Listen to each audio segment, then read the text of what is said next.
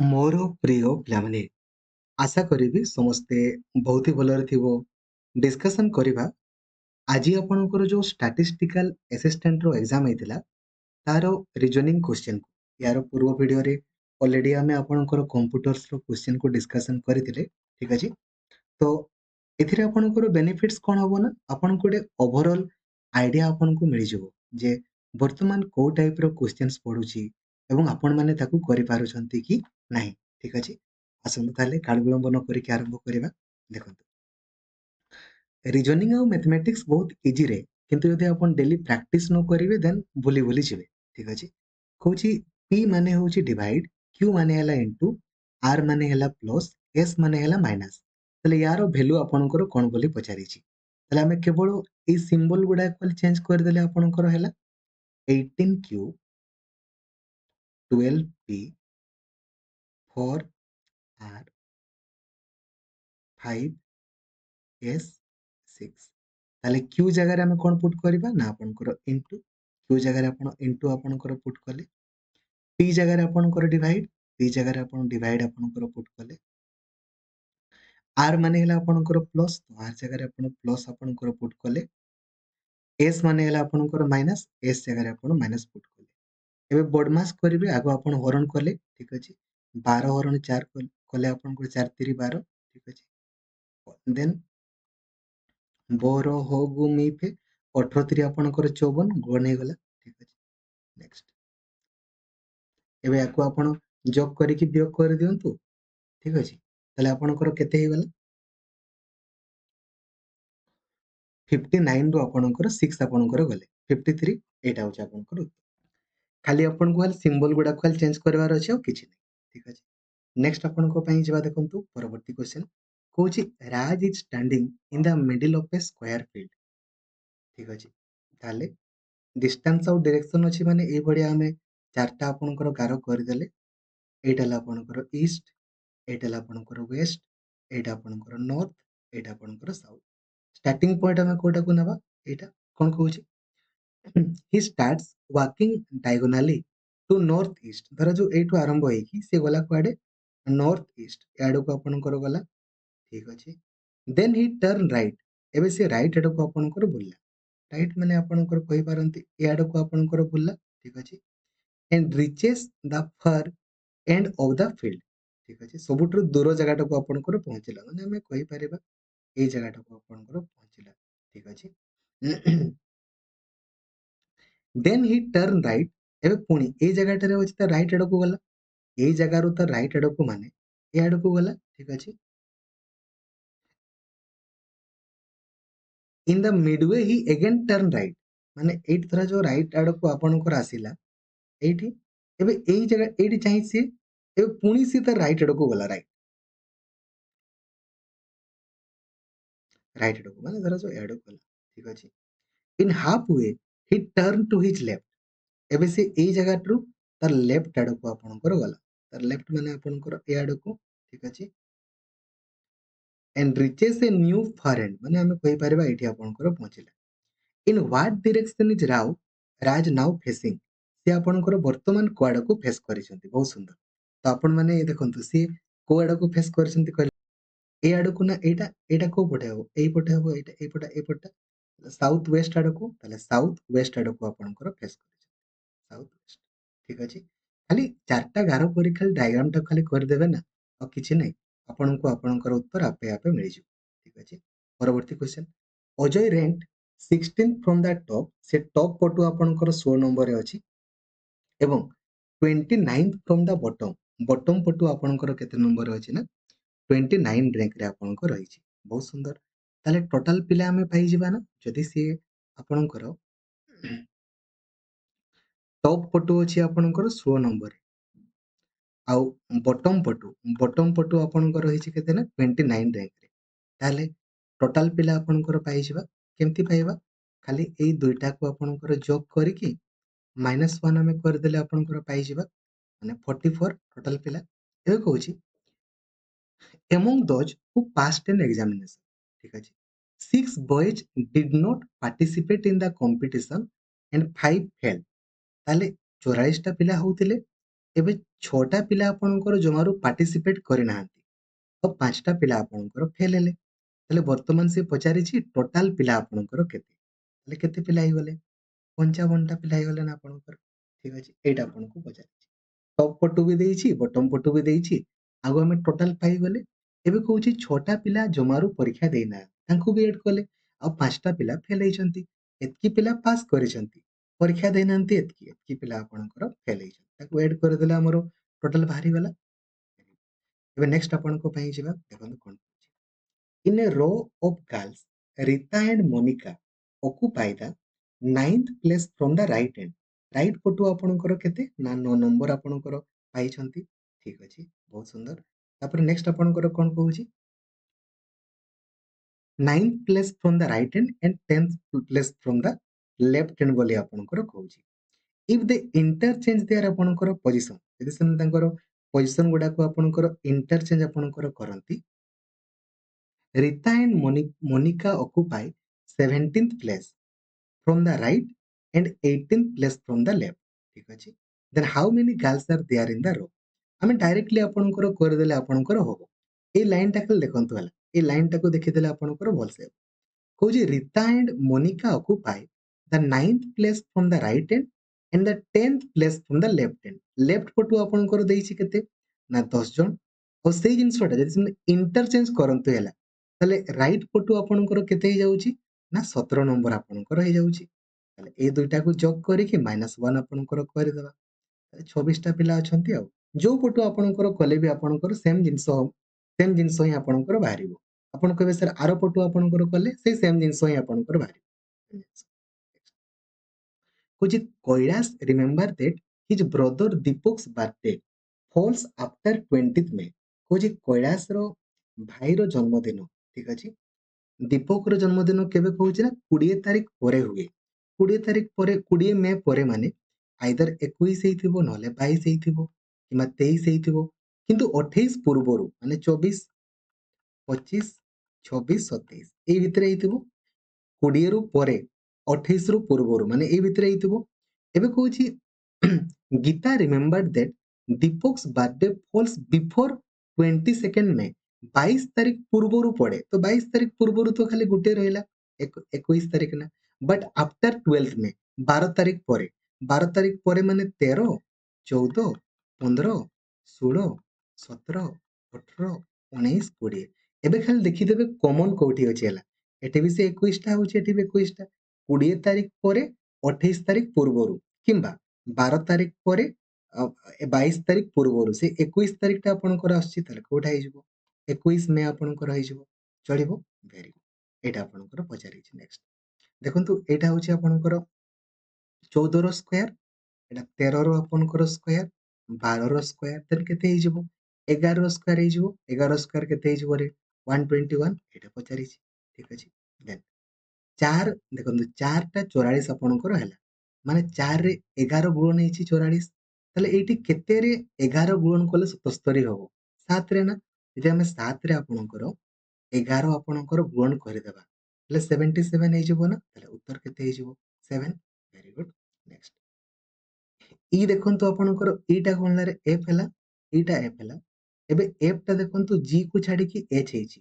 H ଟା I ଜେ କୁ ଛାଡିକି କେ ହେଲା। ତାହେଲେ କେ ଟା ଏଲ ଏମ ଏନ କୁ ଛାଡିକି ଓ ହବ। ଠିକ ଅଛି। ଏବେ କ୍ୟୁ ଟା ଦେଖନ୍ତୁ ଆର କୁ ଛାଡିକି ଏସ୍ ହେଲା। ଏସ୍ ଟା ଆପଣ ଦେଖନ୍ତୁ ଟି ୟୁ ଭି କୁ ଆପଣଙ୍କର ଛାଡିକି ଡବ୍ଲୁ ହେଲା।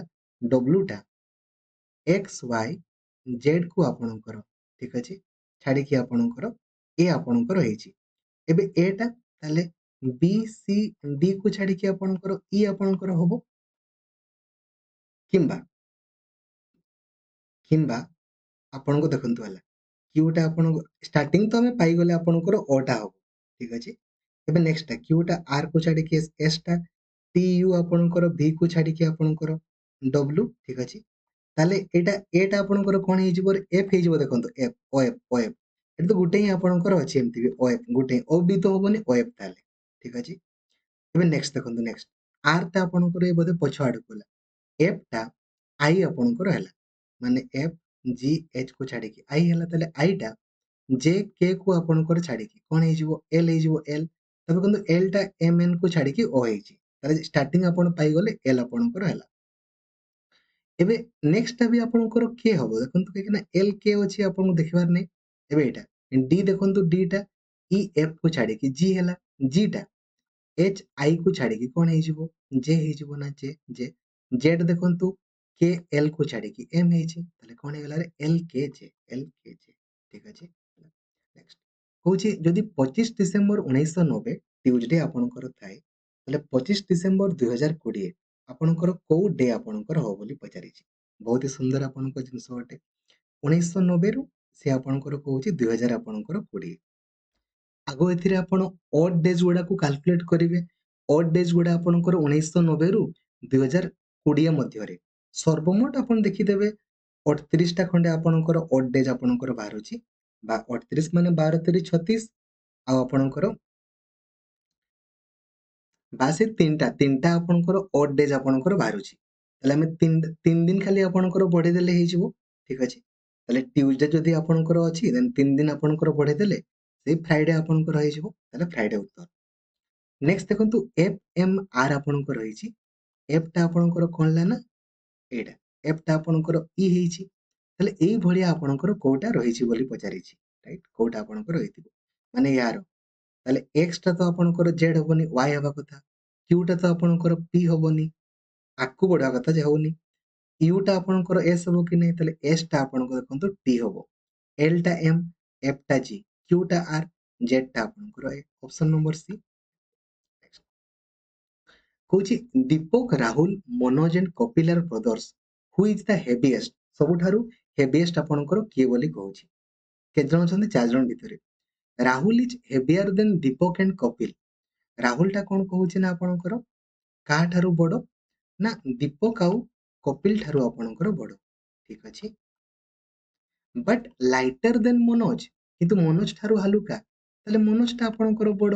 ଆମେ ତ ଏଇ ଗୋଟେ ଷ୍ଟେଟମେଣ୍ଟରୁ ହିଁ ଜାଣିଗଲେ ନା ଷ୍ଟେଟମେଣ୍ଟ 1 ଇଜ ସଫିସିଏଣ୍ଟ ଆପଣଙ୍କର ଷ୍ଟେଟମେଣ୍ଟ 1 ରୁ ହିଁ ଜାଣିଗଲେ ଆମକୁ ପଚାରିଛି ସବୁଠାରୁ ଏଇ ଯୋଉ ହାଇଏଷ୍ଟ ଆପଣଙ୍କର ବା ହେଭିଏଷ୍ଟ କିଏ ତ ମନୋଜ ତ ଆପଣଙ୍କର ଏମିତି କାହିଁ ଆପଣଙ୍କର ହଉଛି ନା ତାହେଲେ ଓନ୍ଲି ଷ୍ଟେଟମେଣ୍ଟ 1 ଇଜ ସଫିସିଏଣ୍ଟ ଆମେ କହିଦେଇ ପାରିବା କେବଳ ଷ୍ଟେଟମେଣ୍ଟ 1। ଠିକ ଅଛି। ଆଉ ତାପରେ କ'ଣ କହିଛି ଦେଖନ୍ତୁ 2 ରେ Deepak is lighter than Rahul and Manoj. Deepak ଆପଣଙ୍କ ରାହୁଲ ଆଉ ମନୋଜ ଠାରୁ ଆଉ ଗୋଟେ ଭାଇ ଅଛି କି ଦୀପକ ଟା କ'ଣ କହୁଛି ନା ରାହୁଲ ଆଉ ମନୋଜ ଠାରୁ ଆପଣଙ୍କର ହାଲୁକା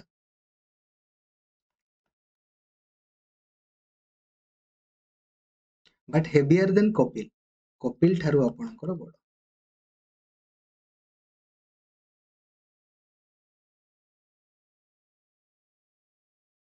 ହଁ ଠିକ ଅଛି ନା ଠିକ ଅଛି ଚଳିବ। ଠିକ ଅଛି। ଆମେ ତ କେବଳ ଷ୍ଟେଟମେଣ୍ଟ 1 ରୁ ହିଁ ପାଇଯାଉଛେ 2 ରୁ କ'ଣ ଦରକାର ତାହେଲେ ଓନ୍ଲି ଆପଣଙ୍କର ଷ୍ଟେଟମେଣ୍ଟ 1 ହେଇଯିବ। କୋଡିଂ ଡିକୋଡିଂ ରହିଛି ଯେତେବେଳେ ବି କୋଡିଂ ଡିକୋଡିଂ ଆମେ କରିବା କେମିତି କରିବା ଗୋଟେ କୋଡ ତଳକୁ ତାର ଡିକୋଡ କୁ ଆମେ ଲେଖିବା ଦେନ୍ ଆମେ କରିବା। ଠିକ ଅଛି। Tune T U N E tune କୁ ଯଦି ଲେଖାଯାଏ ଆପଣଙ୍କର U U O E load L O R D ୟାକୁ ଆପଣଙ୍କର କ'ଣ ଲେଖାଯାଏ M O S D flame ତାହେଲେ ଫ୍ଲେମ୍ କୁ ଆପଣଙ୍କର କ'ଣ ଲେଖାଯିବ ଟି ଟା ଆପଣଙ୍କର ୟୁ ହେଇଛି ରେ ଆକୁ ଆପଣଙ୍କର ବଢିଛି ତାହେଲେ ଏଫ୍ ଟା ଆପଣଙ୍କର କ'ଣ ହେଇଯିବ ଜି ହେଇଯିବ।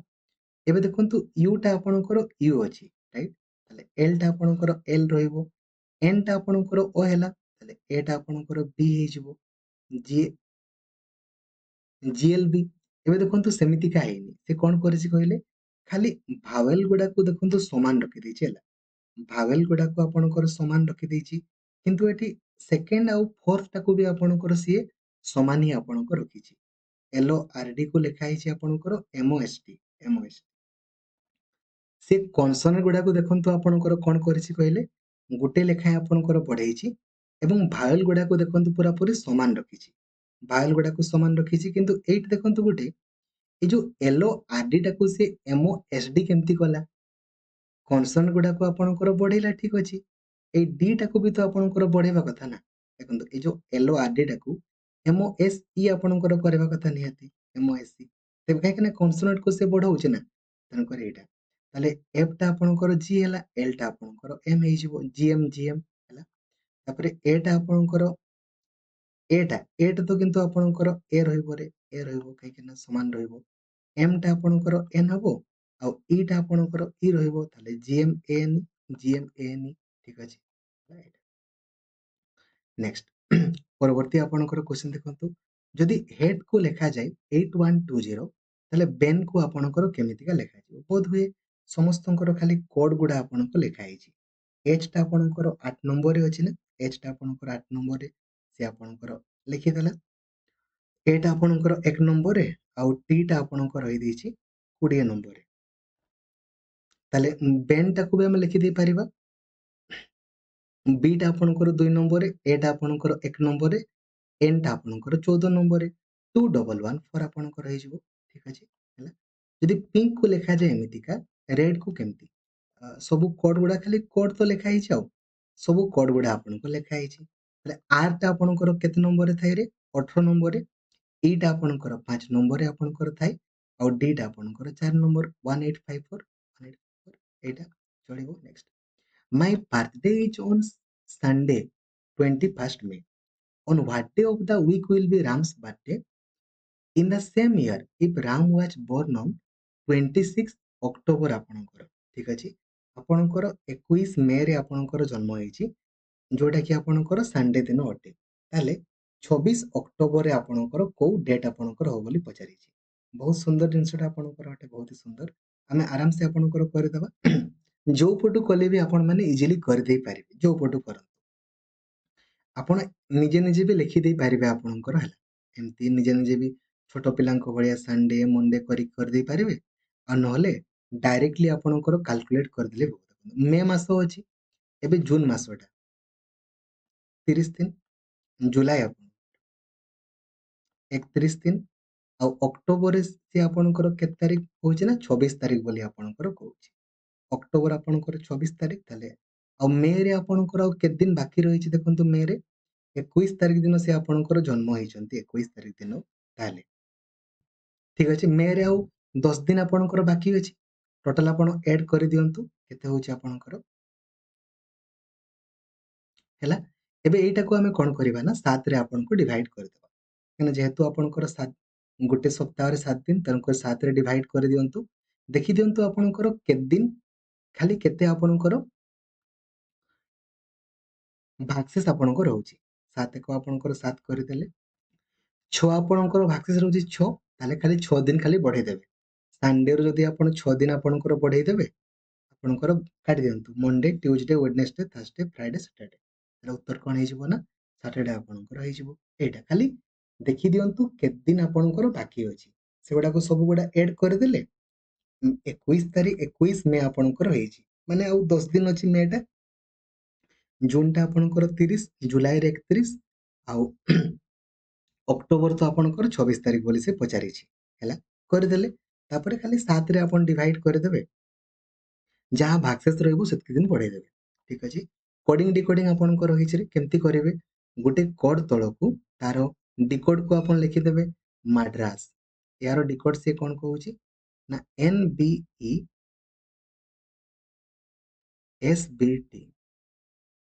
ତାହେଲେ ବର୍ତ୍ତମାନ ସେ ପଚାରିଛି ଆପଣଙ୍କର ବମ୍ବେର କଣ ହବ, ବମ୍ବେର ଡିକୋଡ ଆପଣଙ୍କର କଣ ହବ? ଦେଖ, ଏମ୍ ଟା ଏନ୍ ହେଇଛି, ତାହେଲେ ବି ଟା ଆପଣଙ୍କର ସି ହେଇଯିବ, ଏ ଟା ବି ହେଇଛି, ଓ ଟା ଆପଣଙ୍କର ପି ହେଇଯିବ, ଡି ଟା ଇ ହେଇଛି, ତାହେଲେ ଏମ୍ ଟା ଆପଣଙ୍କର ଏନ୍ ହେଇଯିବ, ସିପିଏନ୍ ଆପଣ ଜାଣିଗଲେ।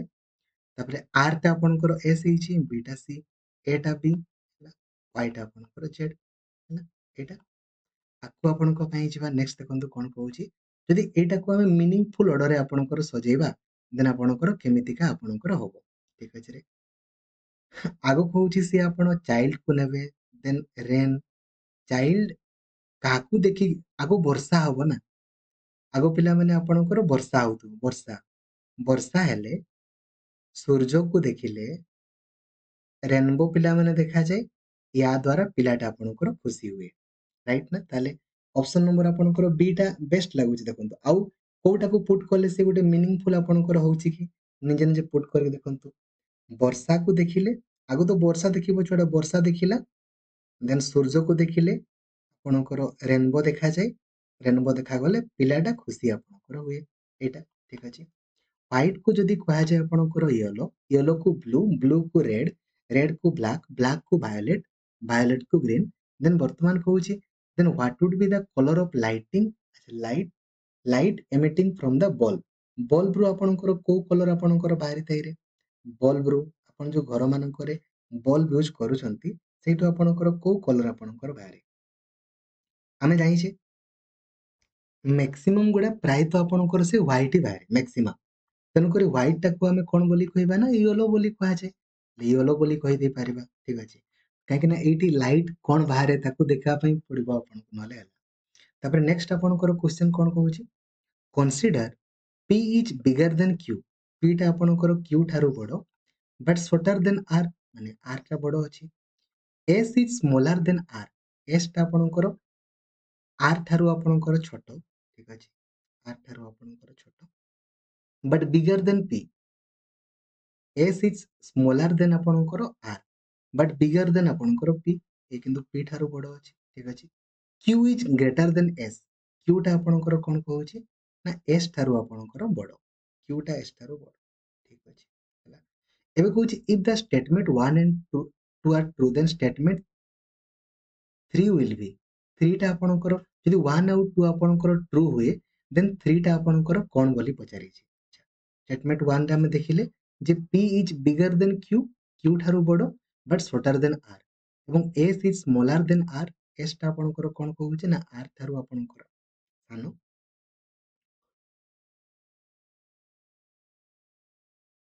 ଠିକ୍ ଅଛି। But bigger than P। ଠିକ୍ ଅଛି। ତାହେଲେ ଏଇଠୁ ଆମେ କହିପାରିବା କି ଯେ Qଟା ଏ ଥାର୍ଡ଼ଟା Qଟା ଆପଣଙ୍କର S ଠାରୁ ବଡ଼ ବୋଲି ଆମେ କହିପାରିବା କି ଏଇଠୁ? ଦେଖିଦିଅନ୍ତୁ।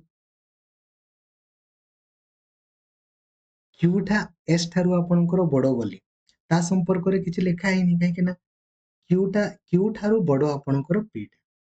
ତ P ଆଉ S ମଧ୍ୟରେ ସେମିତି କିଛି ଲେଖା ହେଇନି। ତାହେଲେ ଅନସର୍ଟେନ୍ ଆପଣଙ୍କର ହେଇଯିବ। ଠିକ୍ ଅଛି।